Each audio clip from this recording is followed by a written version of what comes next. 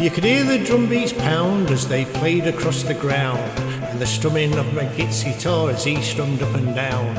And he galloped into Market Street, his t-shirt on his chest. His name was Maggit, and he played the fastest guitar in the West. Now Maggit loved a widow, a lady known as Sue. She lived all alone in Vicarage Lane at number 22. They said she was too good for him, she was haughty, proud and chic. But Maggit got his cocoa there 3 times every week. They called him Maggit, and he strummed the fastest guitar in the West. She said she'd like to bathe in milk, he said, all right, you tart. And when he finished playing one night, he loaded up his cart. He said, do you want it up your ass, 'cause up your ass is best? She says, Maggit, I'll be happy if it comes up to me chest. And that tickled old Maggit, and he strummed the fastest guitar in the West.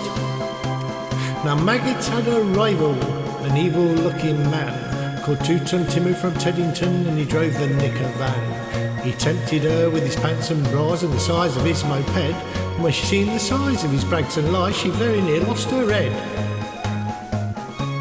She nearly swooned at his pantaloons, and he said, if you treat me right, you'll have up knickers every morning and donuts every night. He knew once she had sampled his bra and pants, he'd have his wicked way, and all Maggit had to offer was a pint of milk a day. Poor Maggit. And he strummed the fastest guitar in the West. One lunchtime, Maggit saw Timmer's horse and cart outside her door. It drove him mad to find it was still there at 4:30. And as he let down from his van, not blood through his veins did course, and he went across to Timmer's cart, and he didn't half kick his horse, whose name was Cooper.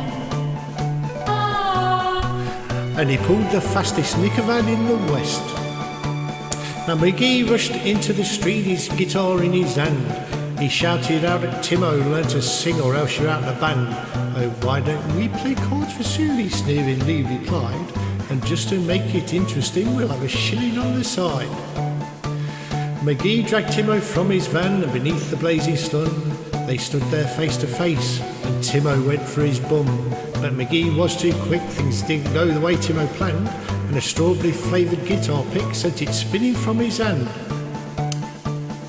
Timo's tart ran into the street and tried to keep them apart, but Timo pushed her aside as McGee's guitar hit him underneath his arm. He looked up in pained surprise at McGee's concrete hard and crust, and a twanging string hit him in the chin, and Timo bit the dust. Poor Timo. And he drove the fastest knicker van in the West.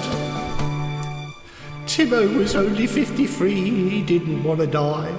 And now he's gone to sell some knickers in that market in the sky, where the customers are angels and ferocious dogs are banned, and the knickers man's life is full of fun in that fairy hairy land. But a woman's needs are manyfold, and Maggit married Sue. But strange things happened on their wedding night as Magoo went to the loo. Was that the trees are rustling, or the hinges on the gate, or Timo's ghostly knickers are rattling in their crate? They won't forget Timo! And he sold the fastest knickers in the West.